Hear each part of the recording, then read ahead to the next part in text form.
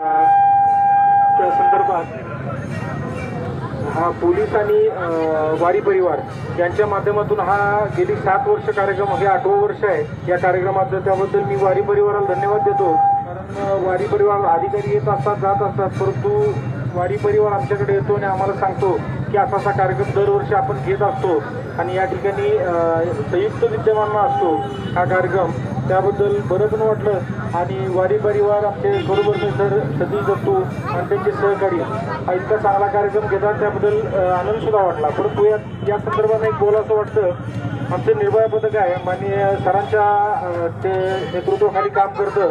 परवा दिवशी त्या आमच्या निर्भया पथकानं त्या आपल्या तलावाजवळ नागनेवाडीचा तलाव आहे, त्या तलावाच्या तिथून 5 मुलं पकडून आणली होती. त्या तिथं ती दारू पिऊन बसली होती. त्यांना आणल्यानंतर त्यांच्या पालकांना बोलवून द्यायला सांगितलं.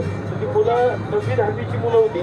तिने 100 रुपये कॉन्ट्रीब्युशन काढून दारू तिथं त्या तळ्याच्या तिथं ते नागरी वस्तीला दारू पित होती. तर त्या पालकांना बोलवून आणलं.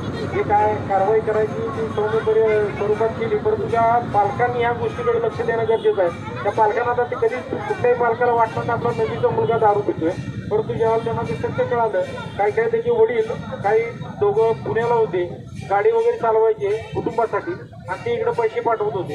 आणि त्या आईकडून तो मुलगा पैसे घेऊन 100 रुपये कॉन्ट्रीब्युशनसाठी देत होता. तो इतकं वाईट वाटलं या गोष्टीचं. तर कृपा करून या पालकांनी सुद्धा या गोष्टीकडे अतिशय गांभीर्यानं लक्ष देणं गरजेचं आहे. आपण एखाद्या मुलाला आपल्या ज्यावेळेला पॉकेटमध्ये 100 रुपये 200 रुपये देतो, मोबाईल देतो, त्या वेळेला खरंच आता आपण तुम्हाला सांगतो की त्यांचे मोबाईल बघितले तर त्या मोबाईलच्या बापाकडे मोबाईलच्या बटनाचा मोबाईल आणि मुलग्याकडे अँड्रॉइड मोबाईल दिला होता. का?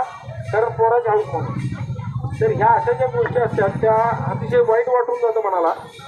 दुधाचा उपक्रम हा साजरा केला आहे. आता आपल्या इथं मंगळवेढ्यात आपल्याला आपण 31 डिसेंबरला घेतो. आता कोल्हापूरचा मी, त्यामुळे कोल्हापुरात कट्ट्याची पद्धत आहे. दुधाचा कट्टा असतो, तिथं दररोज दूध मिळतं सकाळी आणि संध्याकाळी.